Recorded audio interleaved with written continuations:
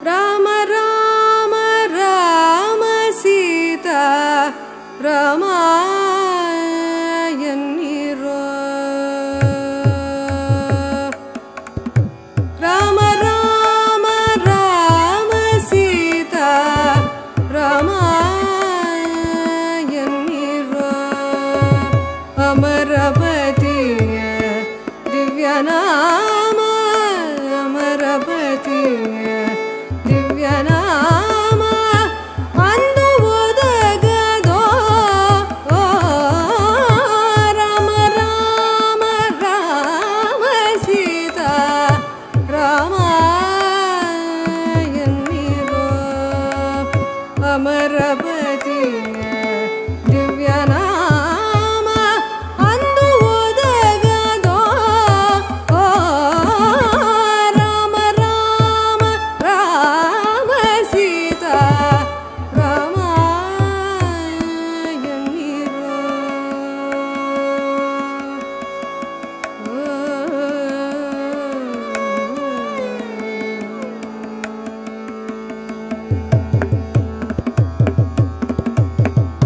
ಭರದಿಯ ಮನ ಭಟರು ಬಂದು ಹೊರಡಿರಲ್ದು ಮೆಟ್ಟಿಯೇ ಮುರಿಯ ಭರದಿಯ ಮನ ಭಟರು ಬಂದು ಹೊರಡಿರಲ್ದು ಮೆಟ್ಟಿಯೇ ಮುರಿಯ ಕೊರಳಿಗಾತ್ಮ ಸೇರಿದಾಗ ಕೊರಳಿಗಾತ್ಮ ಸೇರಿದಾಗ ಕೊರಳಿಗಾತ್ಮ ಸೇರಿದಾಗ ಹರಿಯ ನಾಮ ಒದಗದೋ ಈಶಪ್ರಿಯ ತೀರ್ಥ ಶ್ರೀಪಾದರು ನಮ್ಮನ್ನು ಉದ್ದೇಶಿಸಿ ಅನುಗ್ರಹ ಸಂದೇಶ ನೀಡಬೇಕು ಅಂತ ಶ್ರೀಪಾದರಲ್ಲಿ ವಿನಂತಿಸ್ತಾ ಇದೆ. ಶ್ರೀ ಗುರುಭ್ಯೋ ನಮಃ. ಹರಿ ಓಂ. ಆನಂದ ತೀರ್ಥರು ರಾಮಚಂದ್ರನಾಮ ಹೊಗಳುವಾಗ ಸ್ವಭಕ್ತ ಸಂತಾಪ ಪುರಿಷ್ಟ ಹಂತ ರಾಮಾವತಾರೋ ಹರಿರೀಶಿ ಚಂದ್ರಮ ಅಂತ ಹೇಳಿದ್ದಾರೆ.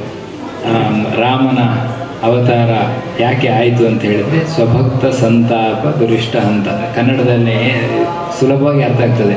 ತನ್ನ ಭಕ್ತರ ತಾಪಾದಿಗಳು ಎಲ್ಲ ಏನೆಲ್ಲ ದೋಷಗಳಿದೆಯೋ ಏನೆಲ್ಲ ಕಷ್ಟಗಳಿದೆಯೋ ಅದನ್ನೆಲ್ಲ ನಾಶ ಮಾಡುವವನಾಗಿ ರಾಮ ಅವತಾರ ಮಾಡಿದ್ದಾನೆ ಅಂತ.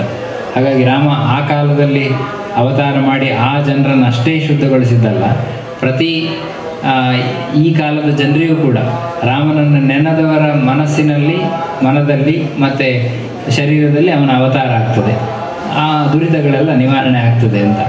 ಹೀಗೆ ಇದಕ್ಕೆ ಬೇಕಾದಷ್ಟು ನಿದರ್ಶನಗಳು, ಬೇಕಾದಷ್ಟು ಸಾಧು ಸಂತರು ರಾಮನ ಉಪಾಸನೆ ಮಾಡಿ ತುಂಬ ಎತ್ತರಕ್ಕೆ ಏರಿದವರು ನಮಗೆ ಕಾಣಿಸ್ತಾರೆ. ಹಾಗೆ ನಮ್ಮ ದೇಶದಲ್ಲಿ ಕೂಡ ಈ ಒಂದು ಪ್ರಜ್ಞೆ ಬರಬೇಕು, ಎಲ್ಲರಲ್ಲಿ ಸಾಮಾನ್ಯರಿಗೂ ಕೂಡ ಆ ಪ್ರಜ್ಞೆ ಬರಬೇಕು ಅಂತಾದರೆ ಅದಕ್ಕೊಂದು ಒಳ್ಳೆಯ ಸ್ಮಾರಕವು ಕೂಡ ಬೇಕಾಗ್ತದೆ. ಆವಾಗ ಅಲ್ಲಿ ಏನಾದರೂ ಆಯಿತು ಅಂದ ಕೂಡಲೇ ರಾಮನ ನೆನಪಾಗ್ತದೆ.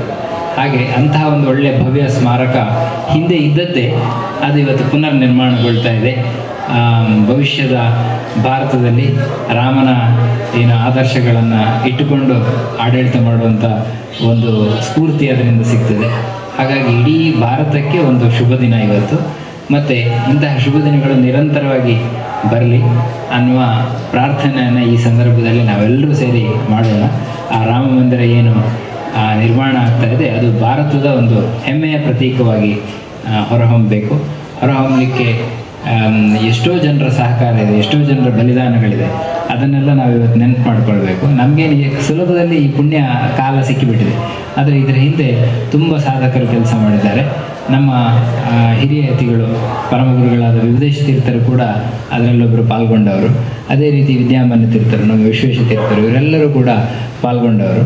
ಹೀಗೆ ಸ್ವಾಮಿಗಳವರು ಕೂಡ ಹೋಗಿದ್ದಾರೆ.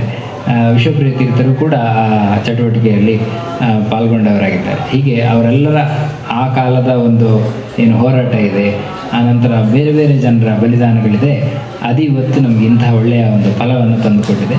ಈ ರಾಮ ಮಂದಿರ ನಿರ್ಮಾಣ ಇವತ್ತೇನಾಗಿದೆ ಅದು ಇಡೀ ವಿಶ್ವದ ಗಮನವನ್ನು ಸೆಳೀಲಿಕ್ಕಿದೆ. ಮುಂದಿನ ದಿನಗಳಲ್ಲಿ ವಿಶ್ವಗುರು ಆಗುವತ್ತ ಭಾರತ ತುಂಬ ವೇಗವಾಗಿ ಹೆಜ್ಜೆ ಇಡ್ತಾ ಇದೆ. ಅದರಲ್ಲೆಲ್ಲ ನಾವು ಪಾಲ್ಗೊಳ್ತಾ ಇದ್ದೇವೆ. ಆ ಕಾಲದಲ್ಲಿ ನಾವಿದ್ದೇವೆ ಅನ್ನೋದೇ ಒಂದು ದೊಡ್ಡ ಸೌಭಾಗ್ಯದ ವಿಷಯ. ಅಂತಹ ಒಂದು ಕಾಲವನ್ನು ನಾವು ನೆನಪಿಟ್ಕೊಳ್ಳೋದು ಮತ್ತು ಆ ರಾಮನ ಸೇವೆ ಹೇಗೆ ಮಾಡೋದು ಅಂದರೆ ಇದೊಂದು ಸಣ್ಣ ನಾವು ಒಂದು ಚಿಂತನೆಯನ್ನು ಇಲ್ಲಿ ನಮ್ಮ ಶಿಷ್ಯವೃಂದ ಅವರೆಲ್ಲ ಇದನ್ನು ಮಾಡಿದ್ದಾರೆ, ಏರ್ಪಾಡು ಮಾಡಿದ್ದಾರೆ. ಈ ರೀತಿಯ ರಾಮೋತ್ಸವಗಳು ನಿರಂತರವಾಗಿ ನಮ್ಮ ಮನೆಗಳಲ್ಲಿ ನಡೆಯಲಿ ಅನ್ನೋ ಹಾರೈಕೆಯೊಂದಿಗೆ ಎಲ್ಲ ಇದನ್ನು ಆಯೋಜನೆ ಮಾಡಿದಂಥ ಎಲ್ಲರಿಗೂ ಕೂಡ ಶ್ರೇಯಸ್ಸಾಗಲಿ ಅನ್ನೋ ಪ್ರಾರ್ಥನೆಯೊಂದಿಗೆ ಕೃಷ್ಣಾರ್ಪಣಮಸ್ತು. ಹರೇ ನಮಃ. ತಮ್ಮ ನೆನಪಿನ ಹುಟ್ಟಿನ ಕೆಲವು ಮಾತುಗಳನ್ನು ನೀಡಬೇಕು ಅಂತೇಳಿ ಅನುಗ್ರಹ ಸಂದೇಶ ನೀಡಬೇಕು ಅಂತ ಕೇಳಿಕೊಂಡು.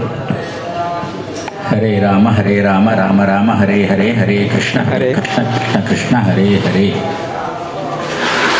ನಮ್ಮ ಋಷಿಗಳು ಒಂದು ಮಾತಂದದ್ದುಂಟು. ಒಂದು ಮಂತ್ರವನ್ನು ತುಂಬ ಸಲ ರಿಪೀಟ್ ಮಾಡಿದರೆ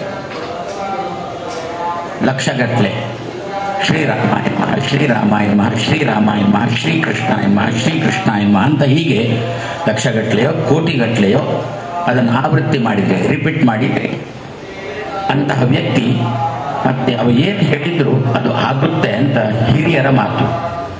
ಕೃಷ್ಣ ಮಂತ್ರ ಒಂದು ಜಪ ಮಾಡಿದ ಅಂದರೆ 1 ಕೋಟಿ ಸಂಖ್ಯೆಯಲ್ಲಿ ಜಪ ಮಾಡಿದರೆ ಅವನು ಸಿದ್ಧಕೃಷ್ಣ ಅಂತ ಕರೀತಾರೆ. 1 ಕೋಟಿ ಸಂಖ್ಯೆಯಲ್ಲಿ ರಾಮ ಮಂತ್ರ ಜಪ ಮಾಡಿದ ಅಂತಂದರೆ ಅವನನ್ನು ಸಿದ್ಧರಾಮ ಅಂತ ಕರೀತಾರೆ. ಹೀಗೆ ಆ ಮಂತ್ರಗಳನ್ನು ಜಪ ಮಾಡಿ ಮಾಡಿ ಮತ್ತೆ ಅವ ಹೇಳಿದಂತೆ ಆಗುತ್ತೆ.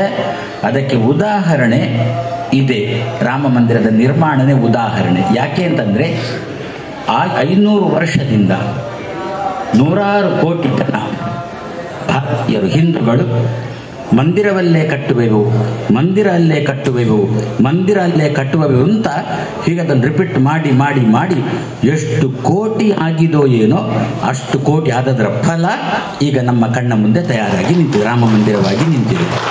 ಆದ್ದರಿಂದ ಇನ್ನು ನಮ್ಮ ಮುಂದಿನ ಜಪ ಕೃಷ್ಣ ಮಂದಿರ ಅಲ್ಲೇ ಕಟ್ಟುವೆವು, ಕೃಷ್ಣ ಮಂದಿರ ಅಲ್ಲೇ ಕಟ್ಟುವೆವು ಅಂತ ಈ ಜಪವನ್ನು ನಾವಿನ್ನು ಆರಂಭ ಮಾಡಿಬಿಟ್ರೆ ಮುಂದಿನ 5 ವರ್ಷದಲ್ಲಿ ಕೃಷ್ಣ ಮಂದಿರ ಕೂಡ ಇದೇ ರೀತಿಯಲ್ಲಿ ತಲೆ ಎತ್ತಿ ನಿಲ್ಲುತ್ತೆ.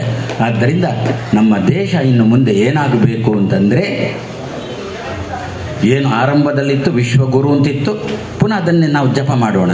ಭಾರತ ವಿಶ್ವಗುರು, ಭಾರತ ವಿಶ್ವಗುರು, ಭಾರತ ವಿಶ್ವಗುರು ಅಂತ ಹೇಳಿಕೊಂಡು ನಾವು ಕೋಟಿ ಜನಗಳು ಇಷ್ಟೆಲ್ಲ ಮಾಡ್ತಾ ಬಂದರೆ ಪುನಃ ಅದೇ ಸ್ಥಾನಕ್ಕೆ ಭಾರತ ಏರುತ್ತೆ. ವಿರೋಧ ಮಾಡತಕ್ಕಂಥವರು ರಾಮಾಯಣನ ಕಾಲದಲ್ಲೇ ಇದ್ದರು, ರಾಮನ ಕಾಲದಲ್ಲೇ ಇದ್ದರು. ಆವಾಗ ವಿರೋಧ ಮಾಡಿದ್ರು, ರಾಮನಿಂದ ಹತನಾದ, ಪುನಃ ಹುಟ್ಟಿದ್ದಾರೆ, ಇನ್ನೊಮ್ಮೆ ಹತರಾಗ್ತಾರೆ.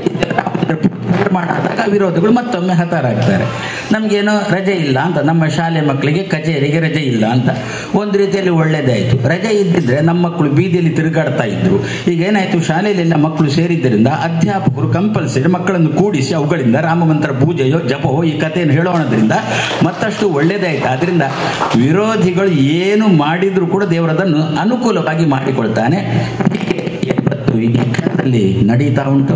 ಈ ಕಾರ್ಯಕ್ರಮಕ್ಕೆ ನಾವೆಲ್ಲ ಇಲ್ಲೇ ನಿಂತಲ್ಲೇ ಭಾಗಿಯಾಗೋಣ. ಶಿಷ್ಯ ಹೇಳಿದಂತೆ 90ರಲ್ಲಿ ಹೋಗಿದ್ದೆವು, 92ರಲ್ಲಿ ಹೋಗಿದ್ದೆವು. 2 ಸಲನೂ ಮುಲಾಯಂ ಸಿಂಗ್, ಕಲ್ಯಾಣ್ ಸಿಂಗ್. ರಾವಣನನ್ನು ಕಂಡಿದ್ದೆವು, ರಾಮನನ್ನು ಕಂಡಿದ್ದೆವು, ಮುಲಾಯಂ ಸಿಂಗನ್ನು ಕಂಡಿದ್ದೆವು, ಕಲ್ಯಾಣ್ ಸಿಂಗನನ್ನು ಕಂಡಿದ್ದೆವು. ಮತ್ತು ಈಗ ಯಾಕೆ ಹೋಗಿಲ್ಲ ಅಂತ ಯಾರೋ ಹೇಳಿದರು. ಆವಾಗ ನಮ್ಮನ್ನು ಕರ್ಕೊಂಡು ಹೋಗಿರುವ ನಮ್ಮ ಗುರು ವಿಭುದೇಶ ತೀರ್ಥರು, ವಿಶ್ವೇಶ ತೀರ್ಥರು, ವಿದ್ಯಾಮಾನ್ಯ ತೀರ್ಥರು 3 ಕೂಡ ಈಗ ಇಲ್ಲ. ಆದ್ದರಿಂದ ನಾವು ಈ ಸಲ ಹೋಗಿಲ್ಲ, ನಮ್ಮ ಬೇರೆಯವರು ಅವರೆಲ್ಲ ಹೋಗಿದ್ದಾರೆ. ಹೀಗೆ ನಾವೆಲ್ಲ ಸೇರಿಕೊಂಡು ನಮ್ಮ ದೇಶದ ಗೌರವವನ್ನು ಉಳಿಸೋಣ ಅಂತ ಆಶಿಸಿ 2 ಮಾತನ್ನು ಕೃಷ್ಣಾರ್ಪಣಂ ಅಸ್ತು. ಭಟರು ಬಂದು ಹೊರಡಿರಂದು ಮೆಟ್ಟಿ ಮುರಿಯ ಕೊರಳಿಗಾತ್ಮ ಸೇರಿದಾಗ ಹರಿಯ ನಾಮ ಒದಗದೋ. ರಾಮ ರಾಮ ರಾಮ ಸೀತಾ ರಾಮ ಅಮ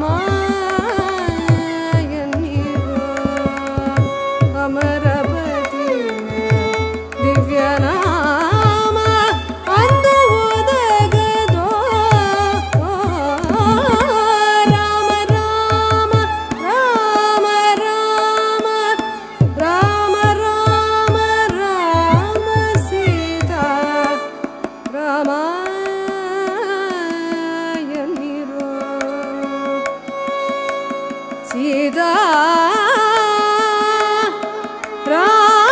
ರಾಮ ರಾಮ ರಾಮ ಎನ್ನಿರೋ